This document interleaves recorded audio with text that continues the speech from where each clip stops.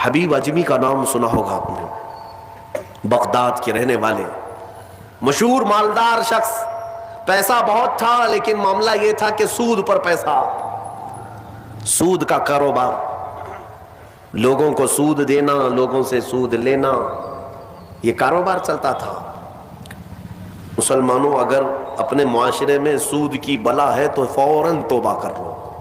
میرے آقا صلی اللہ علیہ وسلم کا فرمان عالی شان ہے، جس نے سود کا ایک لقمہ کھایا وہ گناہ اتنا بڑا ہے کہ جیسے کہ کعبے کے سامنے اس نے اپنی ماں سے زنا کیا۔ یہ بہت خطرناک چیز ہے، لوگ اس کو آج ہلکے میں لیتے ہیں۔ پیسہ ڈبل کرنے والا سسٹم مسلمانوں کو بہت جلدی پسند آتا ہے، کوئی بھی آ جائے کمپنی، چیٹ فنڈ کمپنیاں صرف مسلمانوں کے محلے میں ہی کامیاب ہوتی ہیں، باقی جگہ نہیں۔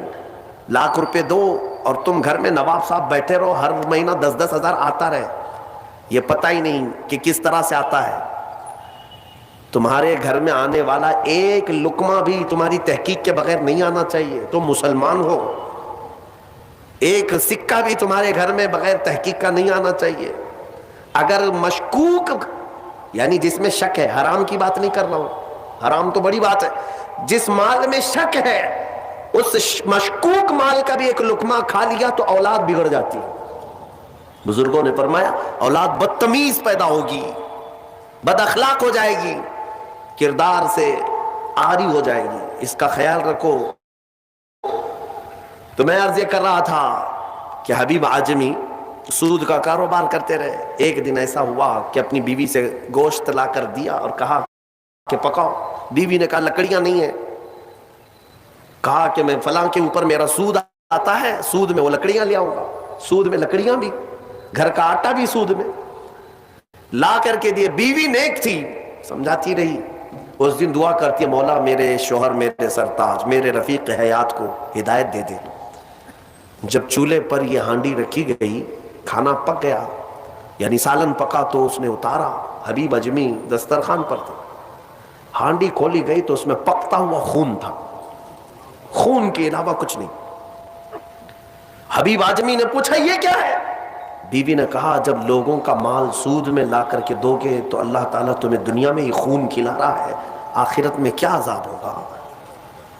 بات اثر کر گئی، بات اثر کر گئی دل پر، اور ڈر بھی گئے کہ اپنی آنکھوں سے دیکھا کہ پکتا ہوا گوشت خون بن چکا ہے۔ فوراً پورے جسم میں کپ کپی طاری ہو گئی، توبہ کیا، کھڑے ہو گئے، گھر سے باہر نکلے تو راستے سے جا رہے تھے، بچے جو کھیل رہے تھے، ایک بچے نے پکار کر کہا اے بچے ہٹو، یہ سود خور آ رہا ہے، اس کی چھاؤں کہیں ہم پر پڑ گئی تو ہم برے ہو جائیں گے۔ بچوں میں بھی یہ بات آ گئی تھی۔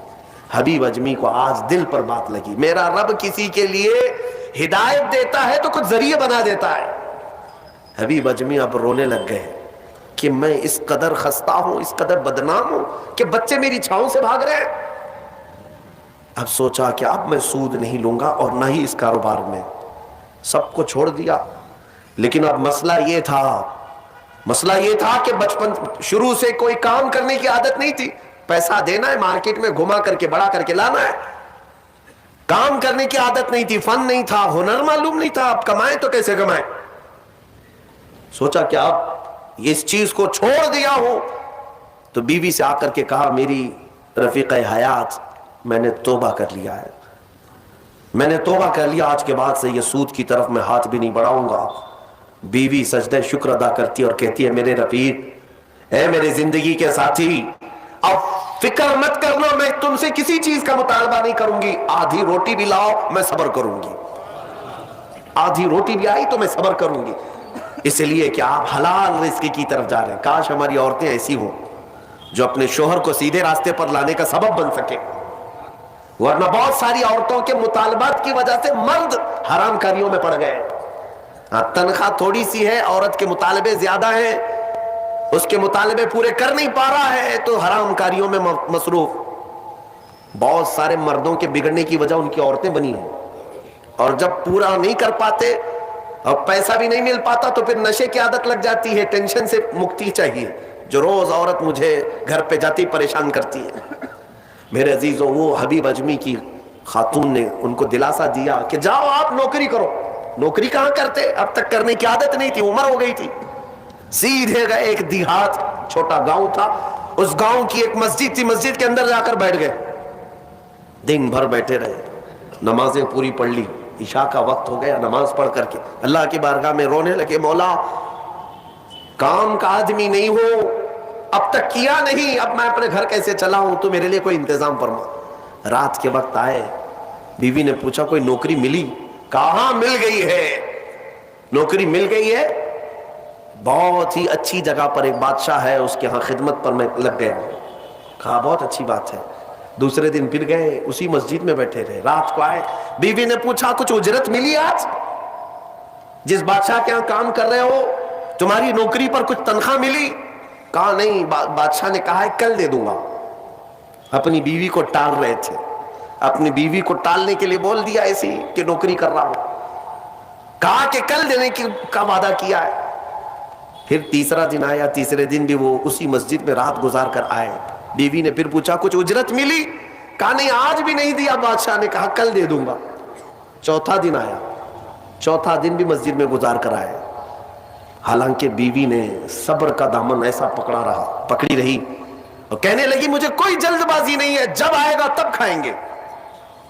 4 दिन हो गए, आज फिर रात को बीवी ने पूछा कुछ तनख्वाह मिली, घर कैसे चलेगा? 4 दिन से चूल्हा नहीं जला घर पे। कहा आज भी बादशाह ने नहीं दिया, कहा कल दूंगा, रोज कल रोज कल। 5 दिन गुजर गए, उसके बाद वो 5वें दिन ऐसी उनकी कैफियत थी कि अब रात जब बहुत ज्यादा हो गई तो घर की तरफ पलट रहे थे, पांव बोझल हो गए। फिर बीवी पूछेगी आज तनख्वाह मिली? रोज झूठ बोल रहा हूं, रोज झूठ बोल रहा हूं, मुझे कौन तनख्वाह देगा? आज क्या बोलूं अपनी बीवी को, अपनी शरीक हयात को। जब वो वापस पलटे तो आज रात को अपने घर के बाहर ही देखते हैं घर में खूब उजाला है, घर में रोशनी है। घर की तरफ आगे बढ़ते बढ़ते आए, मेरी बीवी सोई नहीं, इंतजार में होगी, पूछेगी क्या उजरत मिली, तनख्वाह मिली। लेकिन जैसे ही घर के अंदर गए, बड़ा सा दस्तरखान बिछा है, हर किस्म के खाने लगे हुए, खाने लगे हुए हैं। हैरत में आ गए, 5 दिन के कमाने का कोई जरिया नहीं, मेरी बीवी के पास भी इतना माल नहीं, ये कहां से आया दस्तरखान? बीवी को जलाल में पूछने लगे ये दस्तरखान कहां से आया, ये खाना कैसे आया? बीवी कहती है क्या मजाक करते हैं आप, क्या मजाक करते हैं आप जिस बादशाह के यहां काम करते हैं वहां का एक सिपाही आया था, वही दस्तरखान लेकर आया और सारा खाना उसी ने दिया है, और ये मुझे कह कर गया है ऐ खातून तेरा शोहर रात में आए तो उसे कह देना ये तो 5 दिन की उजरत है, और मेहनत करेगा और उजरत दी जाएगी।